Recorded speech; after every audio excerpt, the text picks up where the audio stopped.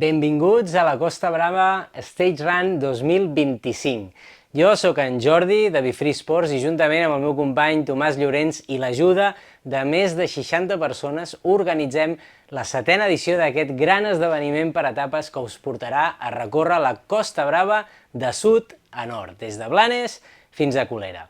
Ens esperen 3 dies de trail running, de repte, de natura i sobretot de companyerisme. Companyerisme entre les més de 400 persones, participants, familiars i organització que participen aquest any a l'esdeveniment.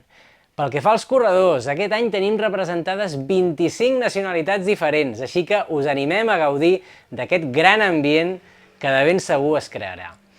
I si en algun moment necessiteu alguna motivació extra, penseu en la magnífica paella, el magnífic arròs, per unes 400 persones que tindrem preparat el diumenge a Colera per celebrar el final d'aquest gran cap de setmana increïble de la Costa Brava Stage Run. Això sí, no us oblideu de gaudir del camí, que segur que és el més important.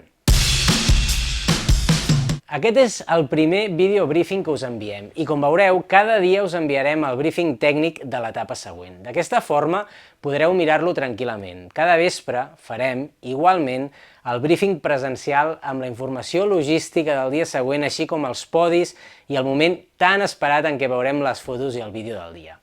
Ara passarem a parlar una mica d'informació bàsica sobre el cap de setmana. Començarem amb la comunicació. Per un costat teniu el Racebook, que ja l'heu rebut en format digital, i el tindreu també en format revista a la bossa del corredor. És el manual de l'usuari de la Costa Brava Stage Run, on hi trobareu tota la informació necessària. Logística, tracks, perfils i mapes de les etapes, consells de nutrició i podologia, el reglament, etc. A les primeres pàgines hi ha un resum amb els aspectes bàsics. Us animem a llegir-lo atentament. Per altre costat, la resta d'informació actualitzada del dia a dia, així com possibles avisos importants d'última hora, el rebreu tant per correu electrònic com, sobretot, per Telegram. Us animem a unir-vos al canal de Telegram oficial de la CBCR 2025. A la bossa del corredor hi trobareu un sobre amb diverses coses. D'una banda, el dorsal. El dorsal l'heu de portar sempre a la part davantera i ben visible en tot moment per facilitar el control a la sortida, avituallaments i meta. Al mateix sobre hi ha el xip. Aquest xip us l'heu de penjar a la motxilla en un lloc visible i fàcil de llegir els punts de control. Això permetrà fer un seguiment en viu que estarà disponible al nostre web. També hi trobareu una etiqueta amb el vostre dorsal per enganxar el vostre equipatge, tant si esteu inscrits a la modalitat experiència completa com si ho esteu a la modalitat bàsica amb transport d'equipatge. També hi ha una etiqueta identificativa penjada a la bossa de meta que us proporcionem, que és aquesta. Aquesta bossa ens l'haureu d'entregar cada dia a la sortida amb tot allò que voleu trobar de nou a meta. Els canvis de distància estan permesos, però cal que els comuniqueu sempre amb antelació, via telefònica, que el telèfon nostre apareix en el vostre dorsal, per correu o presencialment. En cas de canvi, si completeu totes les etapes, sereu finishers de la modalitat més curta. Per exemple, si feu 2 etapes de la CBCR 120K i l'última la feu de la CBCR 80, sereu finishers d'aquesta última. També, òbviament, està permès abandonar. Només us demanem que ho feu en un punt de control o avituallament i que ho comuniqueu sempre a l'organització. Podeu reincorporar-vos el dia següent, però això sí, serà fora de competició. Pel que fa als tracks, ja els heu rebut per correu. Us recomanem carregar-los als vostres dispositius GPS per seguretat i per evitar maldecaps o fer algun quilòmetre de més en cas de possibles desmarcatges. I, finalment, us demanem el màxim respecte pel medi natural tan sensible on es celebra la Costa Brava Stage Run.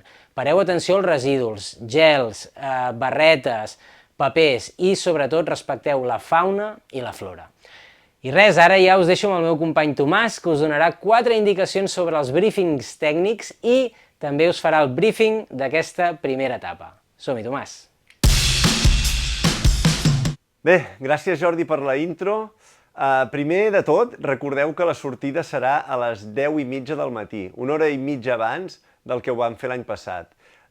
Jo ara us faré la part tècnica del briefing de la primera etapa, però abans també un petit comentari respecte als mapes i perfils. Si us hi fixeu bé, veureu que marquem tant els mapes com els perfils en verd, blau i vermell, com en les pistes d'esquí. Això és perquè us feu una idea de la dificultat tècnica de cada tram, de com us ho trobareu i de si són més ràpids o més lents de fer. El verd són passejos i zones asfaltades, el blau són pistes i camins de ronda i el vermell són ja trams més tècnics, més lents, com corriols o trams de platja.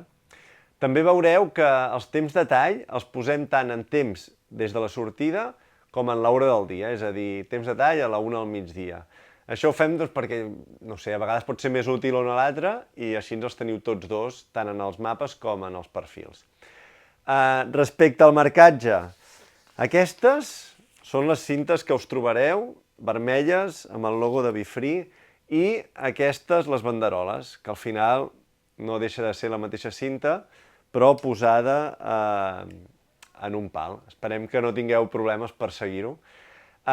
Finalment, també recordar-vos que en alguns trams anem molt a prop de mar i que pot ser que degut al temporal o mal temps haguem de modificar el recorregut.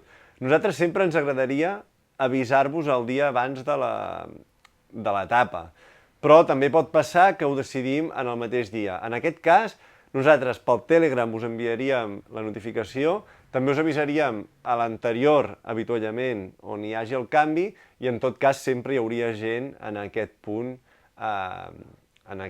que seria un petit canvi. Bé, després d'aquests petits comentaris, anem per la primera etapa. És una etapa curta però intensa, hi ha una part molt trencacames, sobretot els últims 5 quilòmetres, i és una etapa en la que tant la de 80 com la de 120 seguiu el mateix recorregut, amb sortida a les 10:30 de Blanes i 22 quilòmetres i 1.100 metres de desnivell positiu.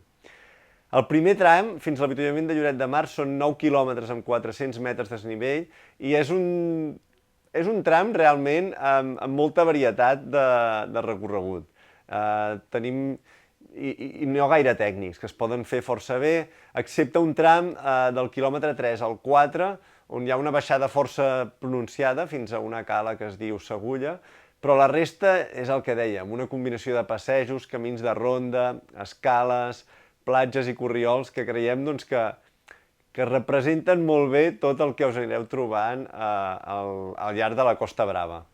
Després d'aquest primer avituallament, heu de fer tot el passeig de mar fins al final, i us avisem perquè en aquest passeig, a vegades amb tanta gent, hi ha gent passejant, pot costar trobar les cintes i veure les cintes, però no patiu, que l'heu de fer tot fins al final, i aquest segon tram que encareu ara fins al següent avituallament són 5 quilòmetres i 200 metres de desnivell, i quan arribem aquí, en aquest final del passeig, aquí un camí de ronda molt bonic, realment molt ben conservat, amb alguns trams d'escales bastant llargs, i després sí que ja entreu a una urbanització que l'heu d'anar seguint. Primer acabem de pujar fins a dalt de l'urbanització i després també baixem per un carrer i unes escales fins a Cala Canyelles, quilòmetre 14 i segon avituallament. És un avituallament líquid, només hi trobareu aigua, isotònic i una mica de fruita, però que va molt bé en cas que faci força calor, que a vegades en tenim aquí a la Costa Brava. El següent tram és de 3 quilòmetres i 200 metres de desnivell. Comença amb una forta i llarga pujada pel carrer d'una urbanització i a mitja baixada entrem a una pista que després es transforma en un camí fins a Cala Morisca. En aquest punt, a Cala Morisca, és on comença la part final i més tècnica de tota l'etapa, i de fet aquí a Cala Morisca us semblarà que no podeu sortir de la platja, però res, és una petita grimpadeta per les roques, que de seguida trobareu un camí, que seguireu pujant, i després aquest camí baixa fins a una baixada molt vertical on hi ha cordes i cadenes per ajudar-vos, i que va parar a la platja, que ja heu d'anar seguint per diferents...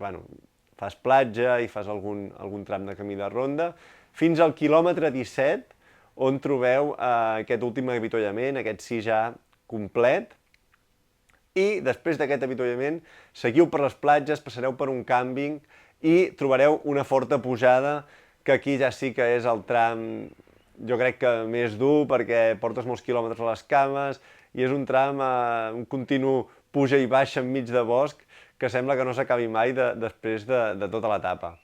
Així que agafeu energies a aquest avituallament perquè queda la part més dura de l'etapa.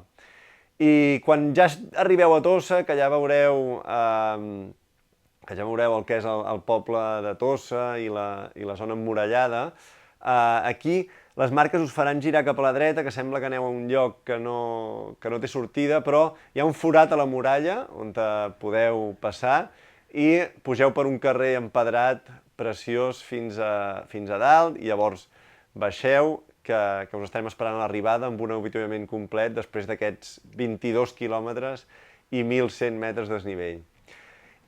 Sí, una petita coseta, guardeu-vos una mica de forces perquè els que teniu l'hotel amb nosaltres heu de caminar uns 10 minutets fins a l'hotel des de l'arribada i nosaltres a l'arribada tindrem el codi QR, també us haurem passat l'enllaç per Telegram, així que esperem que no tingueu problemes per arribar-hi i res, molta sort i ens veiem a Tossa.